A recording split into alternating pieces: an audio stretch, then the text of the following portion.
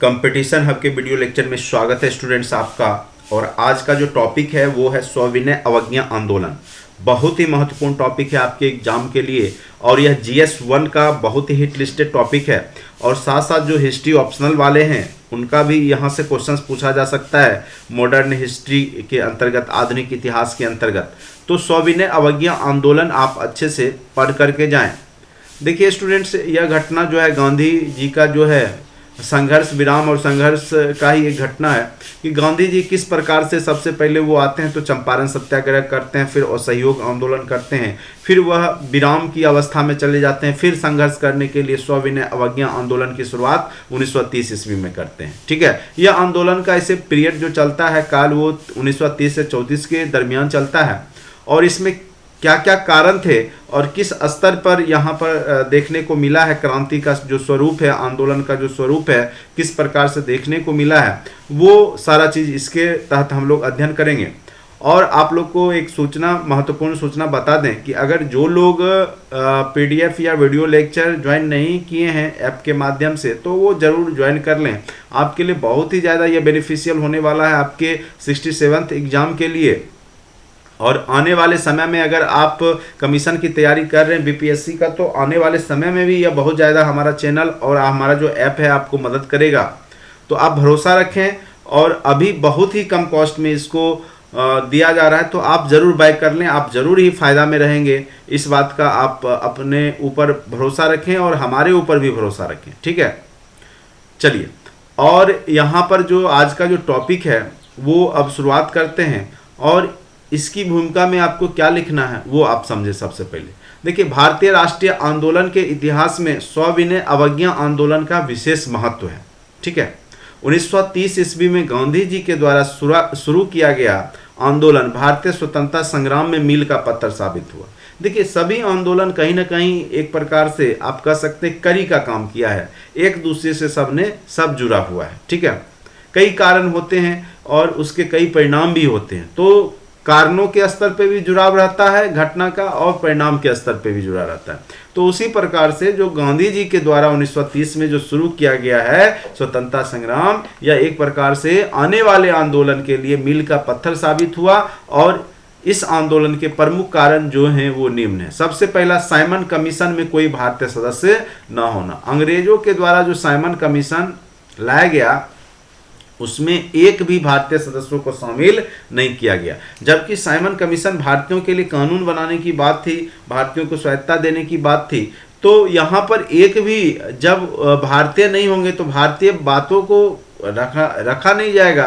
तो इसलिए हमारे जो भी उस समय राष्ट्रवादी नेता थे उन्होंने इसका विरोध किया। ठीक है, और विरोध के स्वरूप जो है सविनय अवज्ञा आंदोलन गांधी जी के द्वारा शुरुआत किया गया। दूसरा है कि 1929 का वैश्विक आर्थिक मंदी। आप जानते हैं कि पूरा विश्व प्रथम विश्व युद्ध के बाद एक बहुत बड़े आर्थिक मंदी में गया। 1929 का वैश्विक आर्थिक मंदी, महामंदी भी जिसको कहा जाता है, इसके अंतर्गत पूरे विश्व में आर्थिक तंगी आई। पूरे विश्व में जो है लोगों को यहाँ पे खाने पीने के तक की सामग्री में किल्लत आती है, दिक्कतें आती हैं, अकाल की स्थिति आती है। तो ये भी अंग्रेजों के प्रति असंतुष्ट करता है लोगों को और आंदोलन के लिए प्रेरित करता है। तो वैश्विक आर्थिक मंदी को भी कारण हम मान सकते हैं। उसके बाद गांधी जी 11 सूत्री मांग इरविन के सामने रखते हैं। लॉर्ड इरविन उस समय गवर्नर रहते हैं, उनके सामने 11 सूत्री जो है मांग गांधी जी के द्वारा रखा जाता है। लेकिन वह मांग इरविन के द्वारा नहीं मानने पर गांधी जी जो है यहाँ पर सविनय अवज्ञा आंदोलन की शुरुआत करते हैं। उसके बाद है 1929 की लाहौर का अधिवेशन का भी प्रभाव था, जहां पर पंडित नेहरू ने कसम खाया था कि जब तक हम देश को आज़ाद नहीं करा लेते चैन की सांस नहीं लेंगे, और पूर्ण स्वाधीनता की मांग 1929 के लाहौर अधिवेशन से ही जारी हो गया। तो यहाँ पर यह भी कारण जिम्मेदार था कि 1929 में जो लाहौर अधिवेशन हुआ था उसमें पूर्ण स्वाधीनता की बात की गई थी। तो अंग्रेजों का विरोध करने के लिए यह आंदोलन की शुरुआत गांधी जी ने किया था। और सबसे महत्वपूर्ण गांधी जी के लिए यहाँ था कि उनके 11 सूत्री जो मांग थी उसको इरविन ने नहीं माना था। ठीक है, चलिए, इसकी शुरुआत जो होगी वह एक कानून तोड़ने से होगा और वह कानून है नमक कानून। अब कहेंगे कि नमक कानून ही क्यों? तो नमक एक्चुअली आप देखेंगे गरीब अमीर सबको बराबर मात्रा में आवश्यकता होती है। ये नहीं है कि अमीरों के घर में नमक जो है 5 केजी यूज होता है तो गरीबों में 1 केजी। आप देखेंगे कि हर एक घर में वही जो भी 1 केजी अगर है तो सब घर में, गरीब हो चाहे अमीर हो, सब के लिए वो बराबर है। ठीक है, इसीलिए गांधी जी ने सबसे पहले नमक कानून तोड़ करके ही अंग्रेजों के खिलाफ करने की यहाँ पे शुरुआत किया था। चूंकि उसमें जो है गरीब अमीर सबके लिए बराबर यहाँ पे नमक की आवश्यकता है।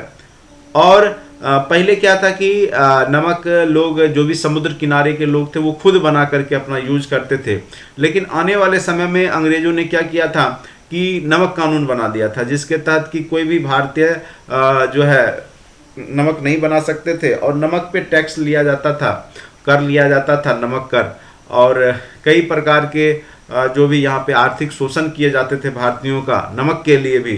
तो यहाँ पे सबसे पहले गांधी जी को लगा कि यही सर्वहित की बात करेगा, नमक कानून जो है इसी को तोड़ा जाए। ठीक है, चलिए 12 मार्च 1930 को गांधी जी अपने 78 अनुयायियों के साथ साबरमती आश्रम से नमक आंदोलन की शुरुआत करते हुए कहाँ पहुँचते हैं? 6 अप्रैल 1930 को दांडी पहुँचते हैं और दांडी पर जाकर के खुद से नमक तैयार करते हैं और नमक कानून का क्या करते हैं? उल्लंघन करते हैं। देखिए इनके साथ बहुत लोग थे, ऐसे 78 अनुयायी इनके साथ चले थे, लेकिन रास्ते में और भी बहुत सारे सदस्य हो गए थे और सब ने मिल करके यहाँ पे नमक कानून तोड़ने का काम किया था।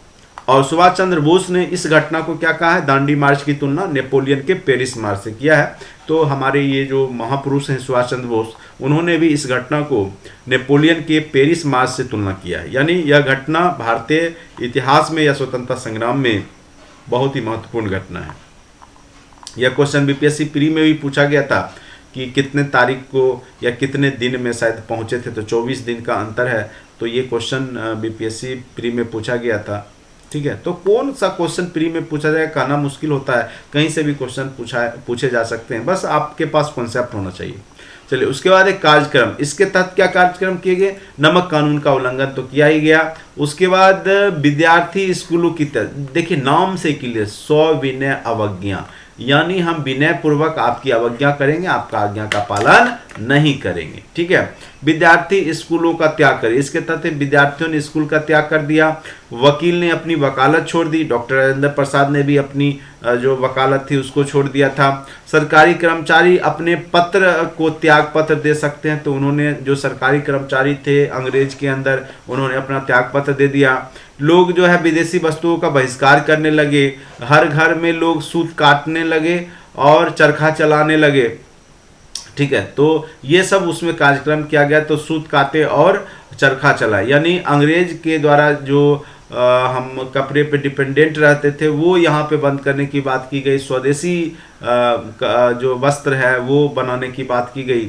उसके बाद महिलाएं जो शराब दुकान है वहाँ धरना दे, ये आह्वान किया गया कि महिलाएं जो है शराब मदिरा जहाँ पे चल रहा है, क्योंकि यहाँ पे देखिए समाज का शुद्धिकरण की भी बात साथ साथ किया जा रहा है। जो धार्मिक या जो भी आडंबर पाखंड या कह सकते हैं जो जिस कारण से पुरुषों की नैतिक पतन हो चुकी है मदिरा के कारण, तो उसको यहाँ पे ख़त्म करने की बात की गई है। तो कार्यक्रम में यहाँ पे देखेंगे कि एक बहुत बड़ा आयाम देखने को मिल रहा है कि आपका विद्यार्थी को भी आह्वान किया जा रहा है, सरकारी जॉब वाले को भी जो नैतिक पतन है उनके नैतिक सुदृढ़ करने की बात की जा रही है। उसके बाद सूत काटने की बात की जा रही है जिससे कि अंग्रेजी वस्तुओं का बहिष्कार हो सके और स्वदेशी वस्तुओं को अपनाया जा सके। तो विभिन्न स्तर यहाँ पे देखने को मिल रहे हैं। उसके बाद रैयतवाड़ी क्षेत्रों में लगान रोको आंदोलन, जमींदारी क्षेत्रों में चौकीदार कर रोको आंदोलन चलाने की बात कही गई।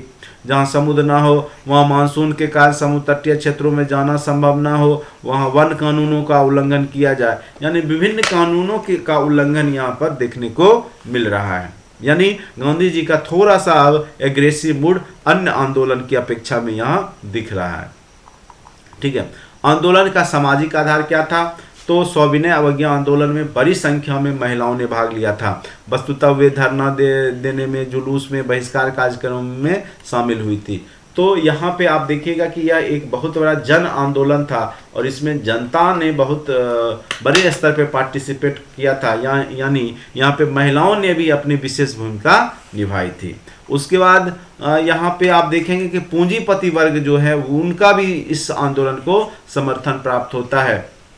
किसानों की भागीदारी भी पर्याप्त रहती है, परंतु मजदूर इसमें सक्रियता से उतना नहीं रहते हैं, यानी अपेक्षाकृत कम रही। मजदूरों की भागीदारी यहाँ पे कम रहेगी, लेकिन किसानों की भागीदारी पर्याप्त रही थी। ठीक है, क्योंकि इस समय आप देखे थे कि किसान आंदोलन भी 1930 के आसपास में सक्रिय भूमिका निभा रहा था भारतीय राजनीति में। उसके बाद सविनय अवज्ञा आंदोलन में मुस्लिम भागीदारी बहुत कम देखने को मिलेगा, नगण्य के बराबर, क्योंकि यहाँ पे मुस्लिमों के हक की कोई भी काम नहीं हो रहा था, तो यहाँ पे मुस्लिमों ने पार्टिसिपेट नहीं किया। और असहयोग आंदोलन में जो मुस्लिमों ने पार्टिसिपेट भी किया था, तो उसके पीछे आपको हमने बताया था कि तुर्की का खलीफा का जो पोस्ट था, वहाँ जो उसकी प्रतिष्ठा में क्षति आई थी, उस कारण से वो लोग पार्टिसिपेट किए थे।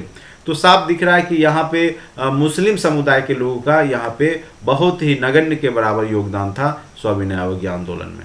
चलिए, उसके बाद आंदोलन का स्थगन किस प्रकार से किया जाएगा, तो वो देखिए। इंग्लैंड में भारतीय मुद्दे पर विचार करने के लिए गोलमेज सम्मेलन की शुरुआत हुई। जैसे आप लोग को पता होगा, प्रथम गोलमेज सम्मेलन 1930, द्वितीय गोलमेज, ये सब प्री में भी क्वेश्चन पूछे जाते हैं 1931, फिर तृतीय गोलमेज सम्मेलन लगातार 1932। ठीक है, तो तीनों गोलमेज सम्मेलन इंग्लैंड में भारतीय मुद्दे पर विचार करने के लिए बनाए गए थे। सम्मेलन शुरू हुआ नवंबर 1930 में आरंभ हुआ। इस आंदोलन में कांग्रेस की भागीदारी नहीं रही, कांग्रेस के कोई भी सदस्य इसमें नहीं गए थे, अतः यह सम्मेलन महत्वहीन रहा था। ठीक है, एक व्यक्ति जो तीनों सम्मेलन में गए थे वे थे बाबा साहब भीमराव अंबेडकर। भीमराव अंबेडकर तीनों सम्मेलन में थे, और गांधी जी केवल और केवल दूसरे सम्मेलन में, गोलमेज सम्मेलन में गए थे। इसलिए ब्रिटिश सरकार ने दूसरे गोलमेज सम्मेलन में कांग्रेस की भागीदारी सुनिश्चित करने के लिए गांधी एवं प्रमुख नेताओं को बिना शर्त जेल से रिहा किया, और इसी क्रम में तेज बहादुर सप्रू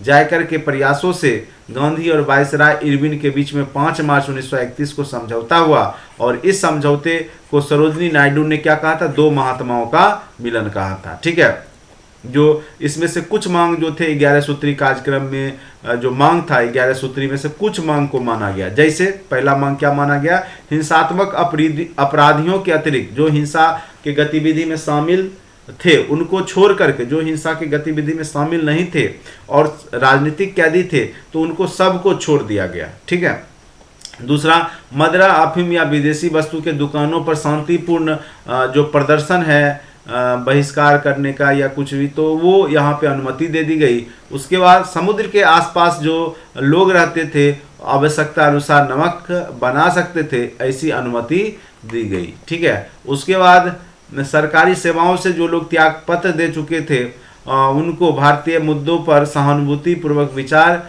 किया जाए और फिर से उनको जॉब दिया जाए। तो इन बातों को अंग्रेजों ने मान लिया था, किंतु गांधी द्वारा की गई पुलिस दमन के जांच की मांगों को सरकार ने स्वीकार नहीं किया। जो आंदोलन को दबाने में जो पुलिसों ने दमन चक्र का प्रयोग किया था, उसका जो है जांच का मांग अंग्रेजों ने स्वीकार नहीं किया।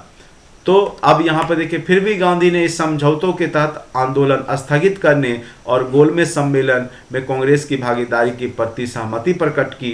कांग्रेस के तरफ से सम्मेलन में भाग लेने के लिए एकमात्र प्रतिनिधि गांधी जी लंदन गए, जबकि सम्मेलन में महिलाओं का प्रतिनिधित्व सरोजनी नायडू ने किया था।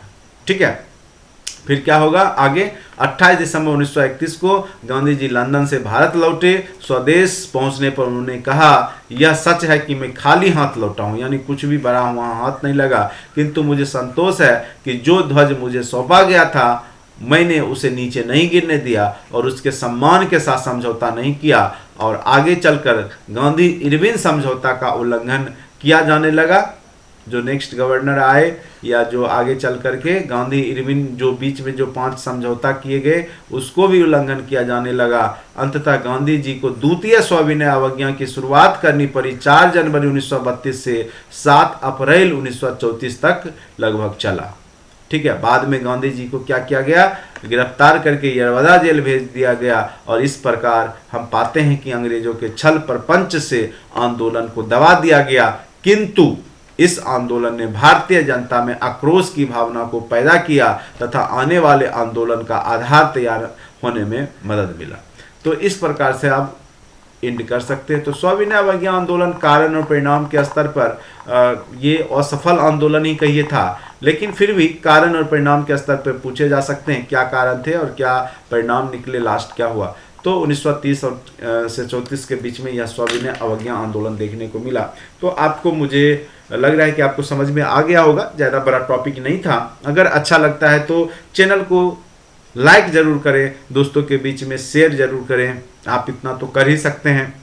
और जो सक्षम हैं वो कोर्स को बाय कर लें और इसका PDF लोड करके आप अच्छे से पढ़ें और भरोसा रखें, आपको बेस्ट मटेरियल दिया जा रहा है। और आप जब इस तरीक़ा से लिखते हैं, जो आंसर राइटिंग का जो फॉर्मेट है उस प्रकार से अगर आप लिखते हैं, आप बेहतरीन स्कोर करेंगे, इस बात की फुल गारंटी है। तो आज के लिए इतना ही। Thank you so much watching for this video.